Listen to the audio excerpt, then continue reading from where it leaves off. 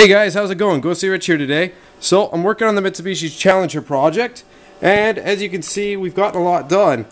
This is one of the front doors. We just have to put the screw in there. You can already see one screw's holding that, and then it'll fully complete the door once we put that in. And of course, our one pocket, which goes there to hold stuff in the door. You can see the crossover is there because it's so big. And we wanted to be able to adjust the crossover, so we put it inside the pocket. If it's super tight there, we'll probably build something later on, maybe to encase it or mount it there on the door. We don't know yet. We'll figure it out. You got the Hertz speaker in the front, and as you can see, it's all completely put on. It's sealed, it doesn't rattle. And let's show you what's going on actually inside the door. So we've got one of the doors that's we're getting ready just to put the door panel back on. So let's show you here. So we did previous videos on what we did to them, but to quickly go over on what we all did under the door. First thing we did is when we took the panel off, completely stripped everything out of the door. Next thing that we did was we laid fat mat on the inside to help with rattle and to make it basically shut like a Mercedes door. It cuts off so much road noise, makes it nice and quiet in the car so you have really good audio. So first thing was fat matting the inside. Then we shot it with second skin. That's what that black stuff is all over it. We shot it on the inside and then we shot it on the outside. Actually, we didn't end up shooting it too much with the sprayer because we wanted to make sure we could angle it where we wanted it. So we had a paintbrush and we painted it on really thick, as you can see. We did probably 3 coats. So once we painted that stuff on, then we mounted that on, and plus we've second skinned the inside of the door panel so that way it cuts down to get on some vibration. The next thing that we did for that point is we reassembled the door, and then we used weather seal to seal around the edge of the speaker here. Also underneath here, this is all sealed all the way around, so it's completely airtight. You can see that goo there. That's actually rubber. That's butyl rubber that's been put on there, so that way it still moves with the door. So if we flick this, you can see it moves and it's still sealing.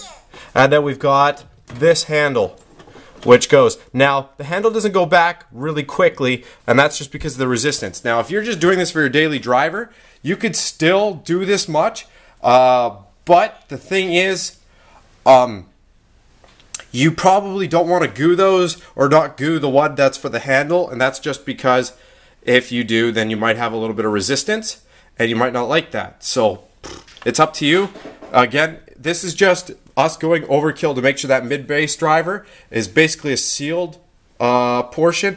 And to tell you the truth, when we did all this, it changed how it sounds, and you've got a lot of mid-bass. Like, it's enough to be probably an 8-inch sub inside the car. It sounds really, really good.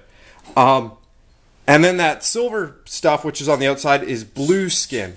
We picked that up locally. It's blue skin and aluminum tape.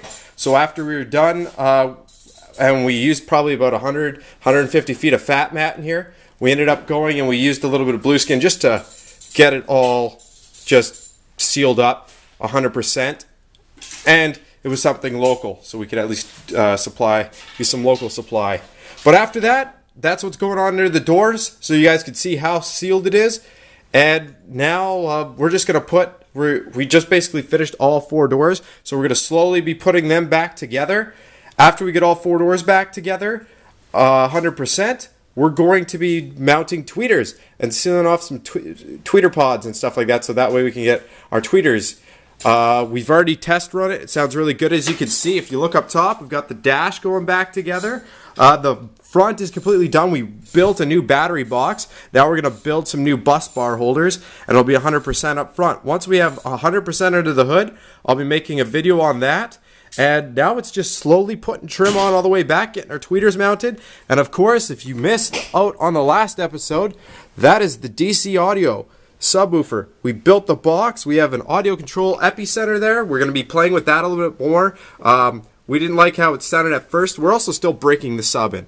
So once we get the sub broken in, we can play with the epicenter. Plus, we're going to be putting in audio control sound processor, which will be awesome. Or EQ. So that way we can mess with it and get it where we like it rather than through the deck settings.